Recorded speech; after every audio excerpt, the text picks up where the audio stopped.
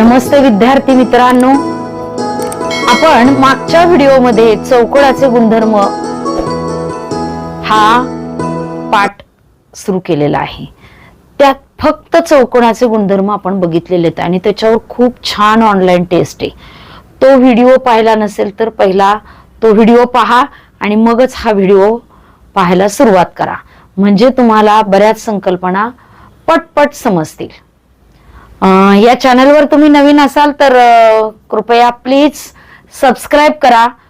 तुम्ही खूप छान पाहताय, कमेंट बॉक्स मध्ये तुम्हाला समजत असेल तर तशी कमेंट द्या, पॉझिटिव्ह कमेंट द्या की जेणेकरून इतरांना पाहण्यासाठी प्रेरणा मिळेल। काही शंका असेल, अडचणी असतील तर नक्की माझ्या व्हॉट्सअप क्रमांकावर, खाली दिलेल्या क्रमांकावर तुम्ही मेसेज करू शकता।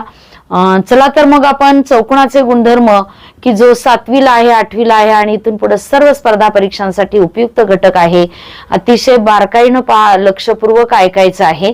आता मी इथं 2 चौकोन काढलेले आहेत। या चौकोनाचं जर वैशिष्ट्य बघितलं तर ह्या 2 भुजा ज्या आहेत ह्या एकमेकींना समांतर आहेत। समांतर म्हणजे काय, 5वीत शिकलेलो आहोत।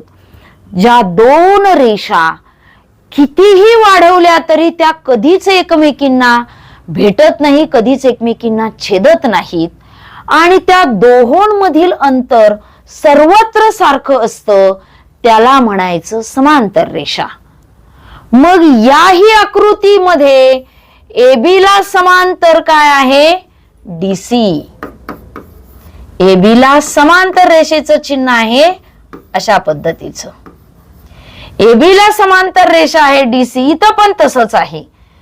आणि AD ला समांतर रेषा आहे BC। समांतर काय आहे, समांतर रेषा, सम्मुख भुजा। मागच्या व्हिडिओमध्ये सम्मुख म्हणजे काय, समोरच्या। समोरच्या भुजा समांतर असतात। समोरच्या भुजा काय असतात, परस्परांना समांतर असतात आणि एकरूप असतात। म्हणजे याचं माप जे आहे तेच याचं माप आहे, याचं माप जे आहे तेच याचं माप आहे आणि याचं माप जे आहे ते याचं आहे, याचं माप जे आहे ते याचं आहे। सम्मुख भुजा समांतर असतात आणि एकरूप असतात।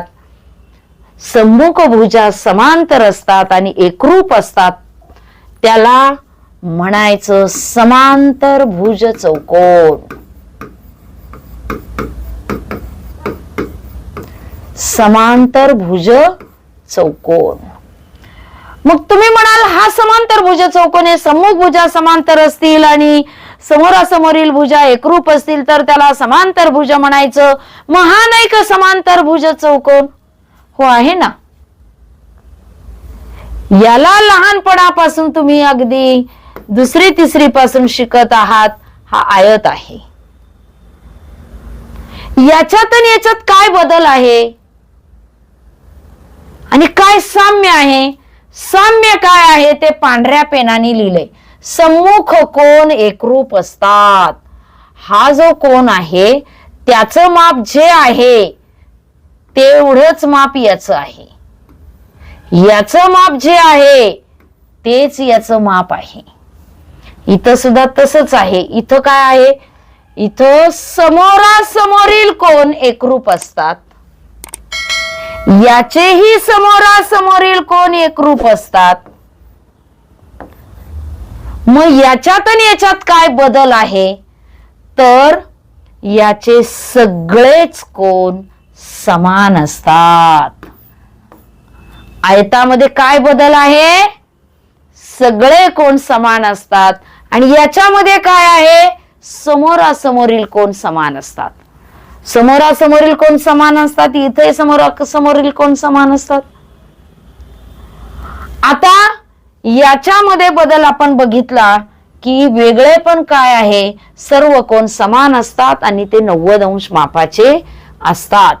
मग आपण या कसोटीवरून काय सांगू शकतो की आयतातल्या सगळ्या गोष्टी समांतरभुज चौकोनात समांतरभुज चौकोनातल्या सगळ्या गोष्टी आयतात आहेत, पण आयतातल्या सगळ्या गोष्टी समांतरभुज चौकोनात नाही. त्यामुळे आयताला समांतरभुज चौकोन असं म्हणायचं, पण समांतरभुज चौकोन हा आयत नाही. कारण आयताचे सर्व कोन समान असतात आणि समांतरभुज चौकोनाचे सर्व कोन समान नसतात. आयताचे सर्व कोन काटकोन असतात, समांतरभुज चौकोनाचे सर्व कोन काटकोन नसतात.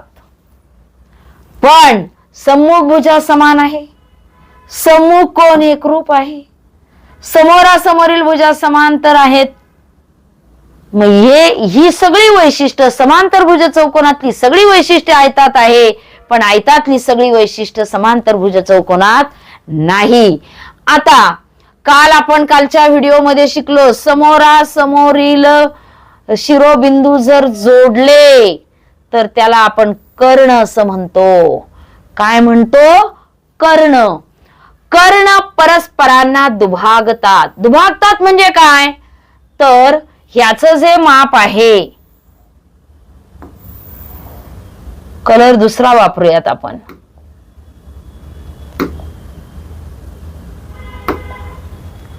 याचं जे माप आहे तेच याचं माप आहे आणि याचं जे माप आहे तेच याचं माप आहे. कर्ण परस्परांना दुभागतात. याचंही तसंच आहे. याचं जे माप आहे तेच याचं आहे, याचं जे माप आहे तेच याचं माप आहे. दोघांमध्ये कर्णाचं सारखंच आहे.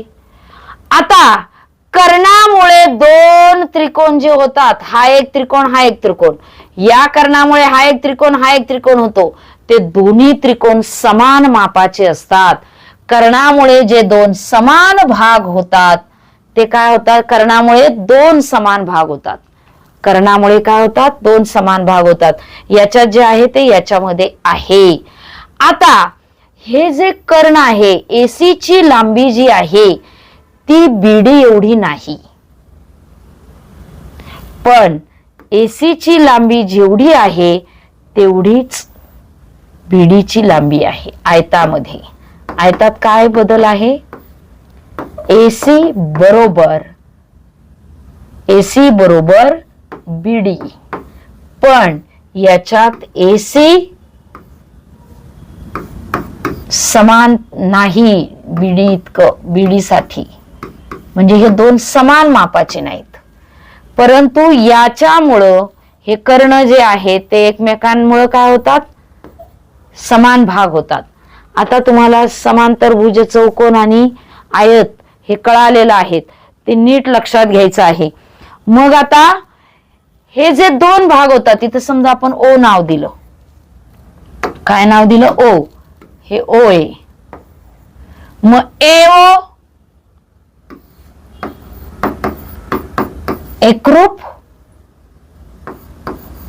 OC आणि DO एकरूप OB.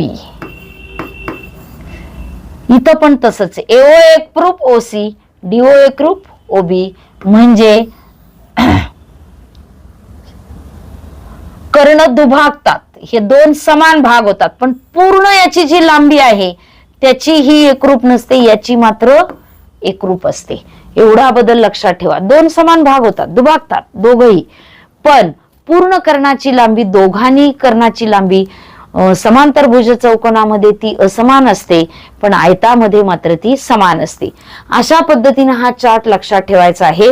आता अजून दोन चौकोनाचे जे गुणधर्म आहेत ते आपण लगेच पाहणार आहोत.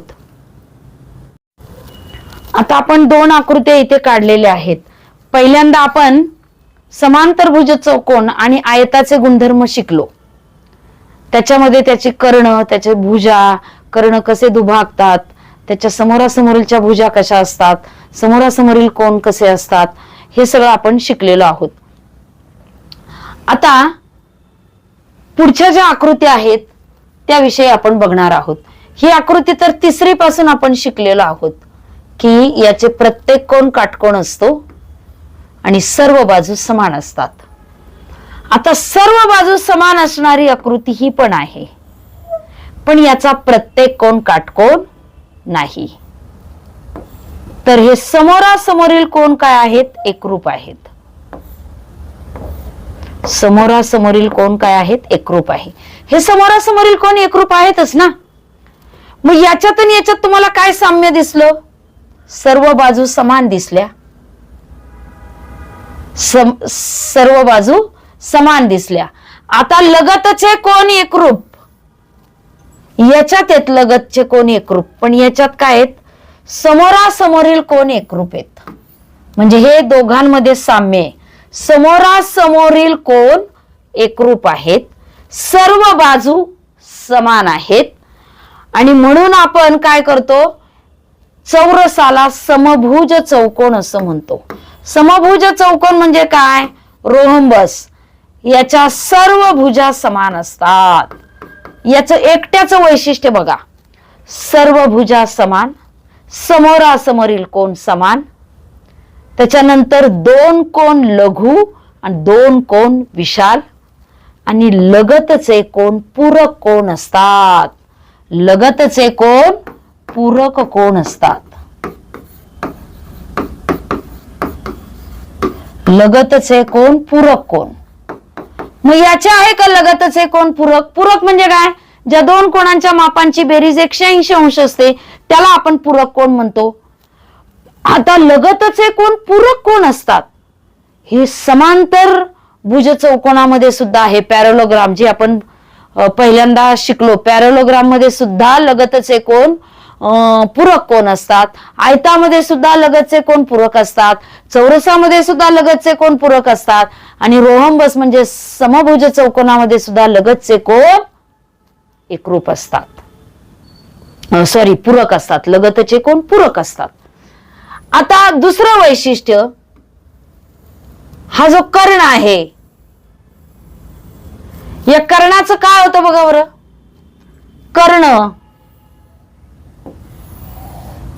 कर्ण इथे काटकोन होतो, इथे सुद्धा काटकोन होतो. चौरस आणि समभुज चौकोनाचे कर्ण एकमेकांना काटकोनात दुभागतात. एकमेकांना काय होतात? काटकोनात दुभागतात. आणि हे दुभागतात म्हणजे याची लांबी जेवढी आहे त्याची म्हणजे इथं ओ जर दिला ए बी सी आणि डी, ए बी सी आणि डी, आणि इथे जर आपण ओ टाकला तर एओ जेवढा आहे तेवढाच ओसी आहे. एओ एकरूप ओसी, इथे सुद्धा एओ एकरूप ओसी, डीओ एकरूप ओबी. बघा आता याच्यामध्ये आपण बाजूंचं पाहिलं, सर्व बाजू समान. आता कोणांच्या बाबतीत सुद्धा पाहिलं. आता कर्ण ज्या शिरोबिंदूतून जातात, कर्ण ज्या शिरोबिंदूतून जातात ते कोण सुद्धा दुभागले जातात. ते कोण सुद्धा काय होतात? दुभागले जातात. याच्यामध्ये काय होतं? 45 अंशाचा होतो आणि याच्यामध्ये सुद्धा 45 अंशाचा कोण होतो. कोण सुद्धा हे दोन एकरूप होतात दुभागल्यामुळे. याच्यामध्ये तसं होत नाही. चौरसामध्ये मात्र दोन्ही कोण दुभागल्यामुळे समान मापाचे होतात. 90 अंशाचा कोण दुभागल्यामुळे 45 अंशाचा होतो. कोणामध्ये वेगळेपण काय आहे ते तुम्हाला लक्षात आलेलं आहे. आता याच्यामध्ये इथं जे कर्णामुळे इथं जे होते हे काटकोनात दुभागतात, इथं काटकोनात दुभागतात, हे साम्य आहे. अजून काय दिसतंय? सगळेच वैशिष्ट्य आपण घेतलेले आहेत. सर्व कोण समान मापाचे असतात. अशी आकृती कोणती बरं? आता आपण पॅरलोग्राम शिकलो, म्हणजे समांतर भुज चौकोन शिकलो, आयत शिकलो, चौरस शिकलो, समभुज चौकोन शिकलो.